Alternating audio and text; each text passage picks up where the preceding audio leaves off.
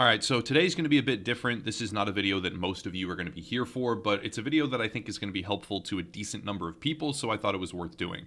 I'm also not going to do the traditional callouts at the beginning because it's not standard content that I would normally post. But basically today, I'm also not scripting this, so if I ramble to high heaven, that's why. I don't have a script in front of me that I'm reading, I'm just going off the cuff. Today I'm going to be doing a guide for Operation Chaos, like how to unlock Operation Chaos and Operation Red Circus in the Call of Duty Cold War, Black Ops Cold War campaign.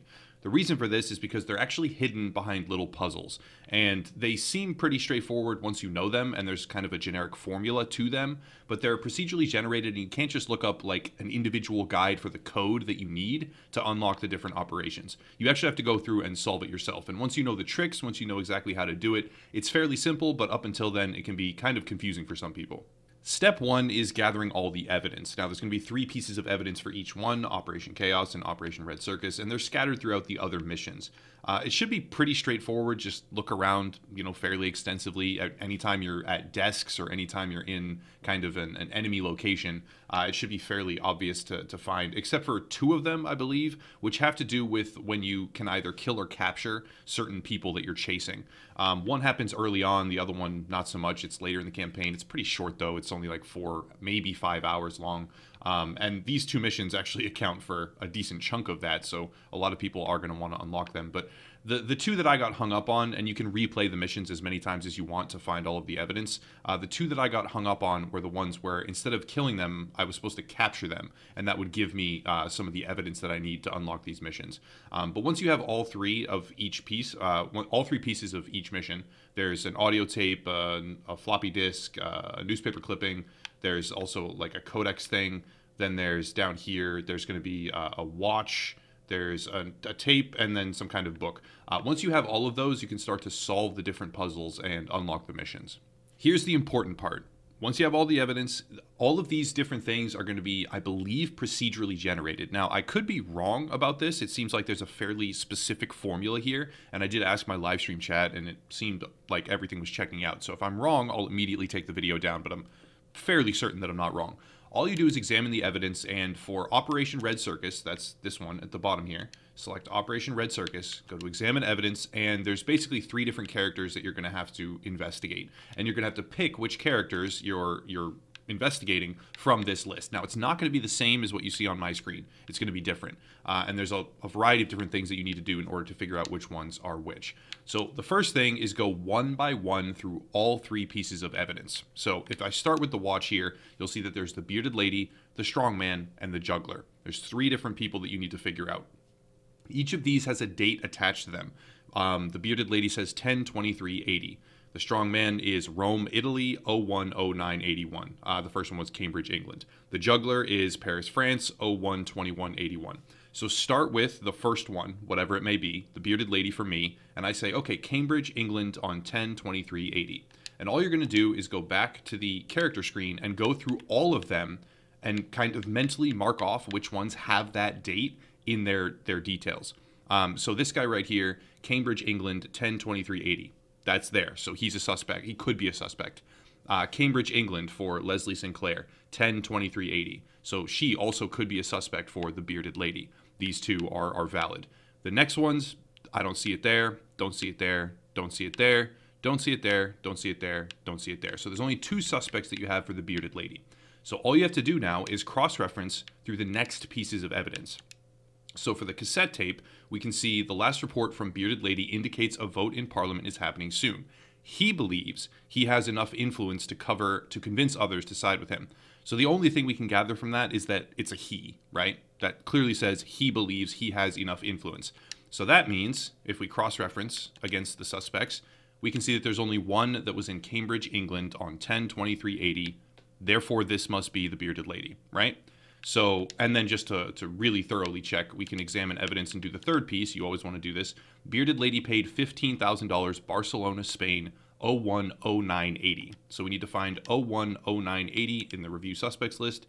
There it is, Barcelona, Spain, 01/09/80. That's the first result there.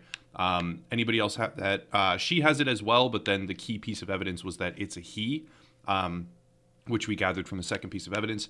And then nobody else actually has a combination of those things. So we've now narrowed down, excuse me, that the bearded lady is Alex Superdy. And that's just number one of the examined evidence. That's just number one of the three people that you're trying to find. Number two is the strongman. And Rome, Italy, 010981, right? So this is the formula. Go through the evidence one by one and check all of the people for all three of these dates, or all three of the pieces of information that you have.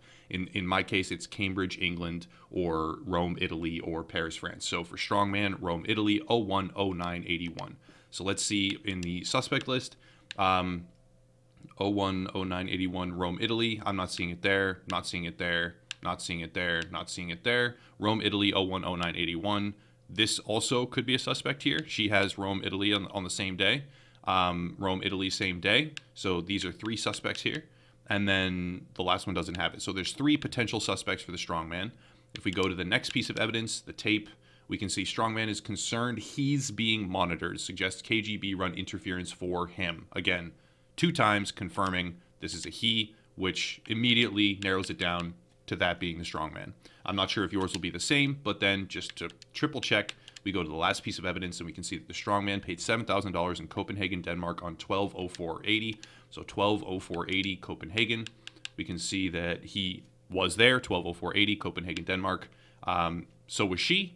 She was not, so that would eliminate her as well. So it comes down to a 50-50 between these two, and the identifying factor is that it's a man. Then really quickly, just for the last one, we can see that the juggler included blackmail on primary targets Paris, France, 012181. Paris, France, 012181. Looking for Paris, France. There it is, Paris, France, 012181. Anybody else for Paris, France? Paris, France, 012181. So it could be her, and it could be the other guy, the one that I already know it is. But it could be her, and it could be him right there.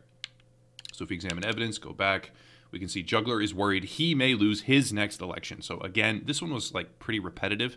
I'm not sure if yours will be exactly the same, but that's the formula. You go through one at a time and look at all the different pieces of evidence. Another one we can look at is loaned $12,000 in Dijon, France, 090480. 090480 for Dijon, France.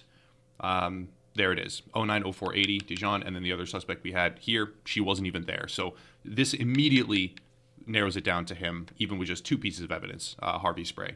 And it might be possible to do all of these with just 2 pieces of evidence, but I don't think so. I think 3 pieces is going to be what you need. Anyway, the point is you plug in those 3 suspects and then you start the mission and you're good to go. But you don't want to do this mission until you have everything laid out, because if you get them wrong, I'm not sure what happens if you get them wrong, but I don't think you want to do that. And it clearly says you only get 1 chance. So yeah, that's it. That's how to figure out Operation Red Circus. The next one, and significantly more fun, I might add, is Operation Chaos. And this one, yeah, this one's really cool. I think that they did a good job with this. As far as I can tell, it's a fairly standard set of patterns that you're going to be looking for. So the point is that you have a newspaper clipping right here. All right, it might read differently. It might have different information. It's definitely going to have different letters that are, blocked out or whatever. You have a coded message, and then you have a number station broadcast. And I believe, based on asking my live stream chat, again, if this is wrong, if you guys have like completely different pieces of evidence and like your entire puzzle is different and it really is like that much, that in depth for the procedural generation, then I'll take this down because it'll be useless. But I think, as far as I know, that this is actually accurate, and it's a pattern, and it's kind of just a system of similar things. But anyway, once you have all 3, things are going to start to show up, right? So once you have all 3 pieces of evidence for this one and you go to the newspaper, you're going to see red letters pop up, okay? Red letters is going to be different letters for you, but I have TUSIAN, and this is an anagram for the city name Austin. Now, that'll feed back in later on, but these letters right here are an anagram, the red letters that you find from the first piece of evidence. So once you have those letters, you can rearrange them at a later time. You don't need to do it just yet. Actually, I guess that would be the first step, because first you need to take those red letters, figure out what city it is based on the third piece of evidence, which has a bunch of cities. These cities have numbers, right? So for instance, you have Seattle, Phoenix, Newark, Tucson, Charlotte, Helena, Baltimore, Austin, Raleigh? I don't know how to pronounce that. I always get confused because people have different pronunciations. Anyways, Charleston. Point is, Austin is there. So using the anagram from the first piece of evidence with the red letters that you find, you need to construct a city name. For me, it's a city. It could be a country. I don't know. It could be. So there could be different things here, but the anagram pattern appears to hold very true. based on what I said to my live stream chat and based on the feedback that I got. So now that I know it's Austin, I have 7304, right? That's a code. So I have 7304. That's going to be the first thing that you have to plug in, okay? 7304, and I'll demonstrate everything in just a second. The second thing you need to do is find within the coded message, which when you have all three pieces will change, just like you see here. Maybe not exactly, it'll be different numbers. It could be a different row. It could have like some kind of different aesthetic, but you'll have a pattern of numbers, and you need to figure out what the question marks are. So for me, I have 67, 75, 83, question mark 99. So what would go in the question mark slot? Well, the difference between 67 and 75 is 8. The difference between 75 and 83 is 8 again. The difference between 83 and question mark, let's assume it's 8, would be 91 for the question mark. And then the difference between 91 and 99 is 8 again. So obviously, the red question mark would be 91. Right? Makes sense? I believe that to be accurate. Now, for blue, you have 48, question mark, 54, 60, 68. So what are we seeing here? Well, there's a difference between 54 and 60 of 6. There's a difference between 60 and 68 of 8. All right? So what would go in between 48 and 54 that would kind of complete this pattern? And the answer is 2. Well, the answer is 50, actually, because increasing 48 by 2 would give you 50, right? And then increasing 50 by 4 would give you 54, and then by 6, and then by 8. So each increment of the blue numbers here is increased by 2, then 4, then 6, then 8, which would put you at 50. So you're looking at 50, 91 for the two different question marks here. Now, this is going to be a little bit tricky for some people. I don't know how complicated these ones get. It could be subtracting, maybe. I'm not sure. It could be different numerical patterns that have different ways to solve them. But once you've done, like this is its own isolated little math puzzle. And once you've done it, then you have two different numbers. For me, it's 50 and 91. And all you have to do is take 50 and 91 and go back to the number station where the cities are and find a combination of 50 and 91. Now, it doesn't have to be 50 first. It can be red first, so it could be 9150. And if we scroll through the list, we can see Seattle, Phoenix, Newark.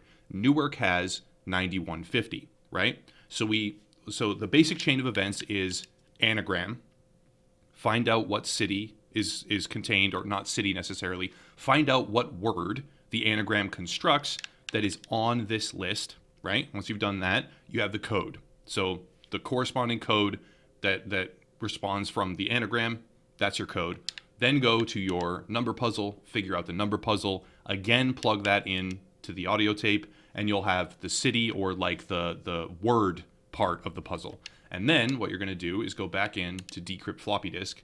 I already decrypted it, but you would be going in here. Let's see.